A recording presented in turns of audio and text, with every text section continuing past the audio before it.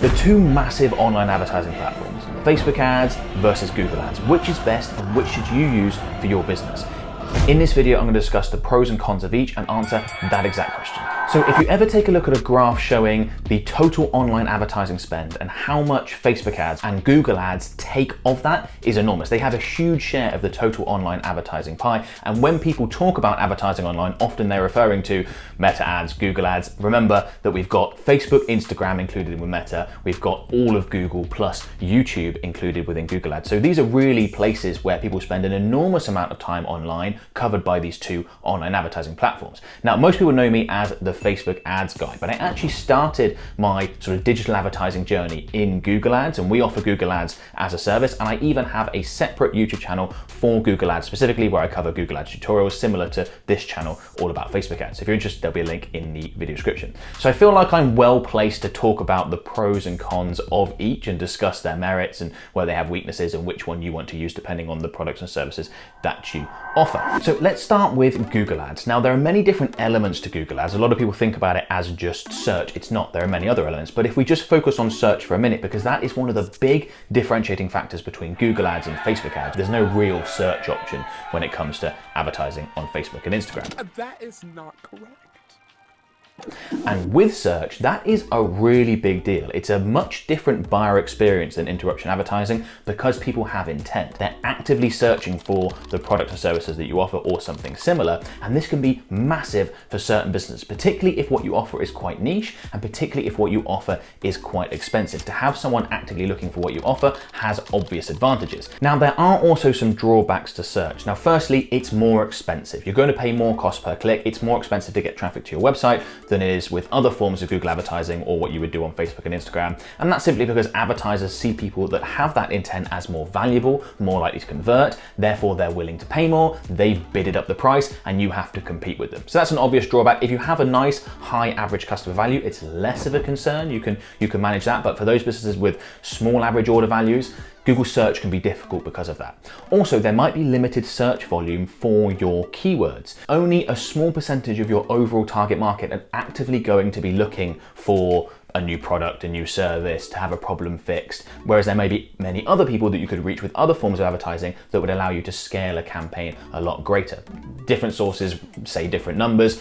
The usual estimate is about 10% of your total target market are actively searching, and there's the other 90% that you're just not going to reach through Google search. And if you're operating in something that's quite niche, if there's not that many searches on a monthly basis, you might max out your budget at $1,000 a month, a couple $1,000 a month. You can't scale as you can with other areas of Google or with Facebook and Instagram. Now, you can of course expand to other networks within Google ads like display, which is interruption advertising just like Facebook and Instagram. But those businesses that do rely on interruption advertising are more that way focused tend to see better results with Facebook and Instagram ads and focus there more. There are of course exceptions, but that's just one of the major differences between the two platforms. YouTube advertising is an interesting case. Now, obviously it falls within the umbrella of Google ads, and it kind of operates as a hybrid somewhere between search and sort of display interruption advertising. There are elements of it that are going to function quite similar to Facebook and Instagram ads. You know, you've got ads within content that's designed to interrupt people away from what they're originally intending to do, which is watch something. That's quite similar.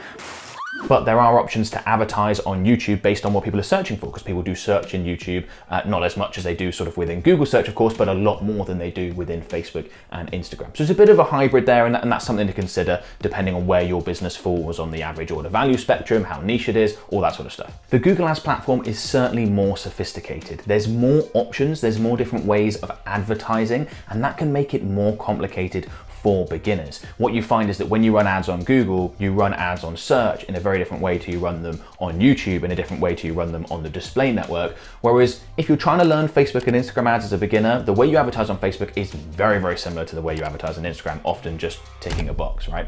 So I think that for beginners, they often find Facebook and Instagram ads a lot easier to understand and probably get better results because of that than Google ads. Google ads have recently brought in performance max campaigns to try and address that, where you can just set up the one campaign that is then pushed out everywhere. But I do think that if you took the average person that didn't have any experience with Google ads or Facebook ads and they jumped into both ads managers, both ad accounts, and they take a look at the Google ad account and go, this looks really complicated. It is.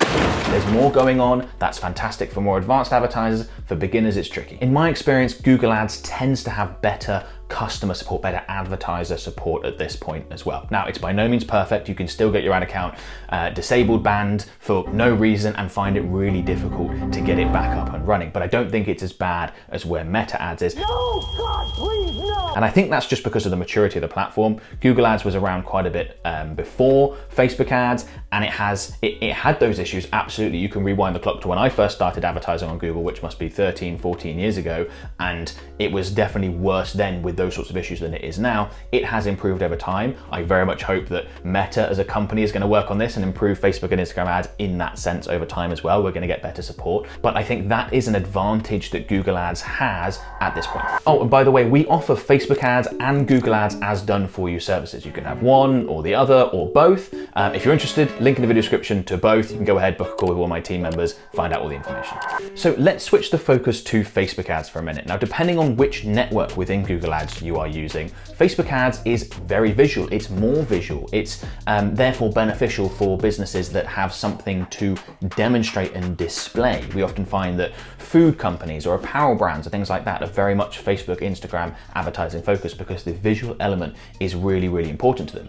We also find that Facebook Ads tends to be a better option for businesses with low average order values because you're going to pay less for traffic on average in comparison to Google Ads. If you're just not making that much from each customer, Google Ads is tricky. Facebook Ads is going to be a better place. You're going to pay less for traffic, less for exposure on that platform. Now, I don't want you to misunderstand me. If you have a high average order value, high customer value, don't think that Facebook and Instagram advertising isn't the place to be. You will almost certainly get great results on both because having a really high average customer value is one of the best ways to get good results from any form of online advertising. So you should definitely be testing both platforms. But just if you are on that lower end of things, I would steer you more towards the Facebook and Instagram side of things. Now, the total audience size for both platforms is quite similar. It's not far off 3 billion users in each case, which is just mind-blowing. Just about everyone that's got regular internet access at this point. So there's not a huge amount of difference there.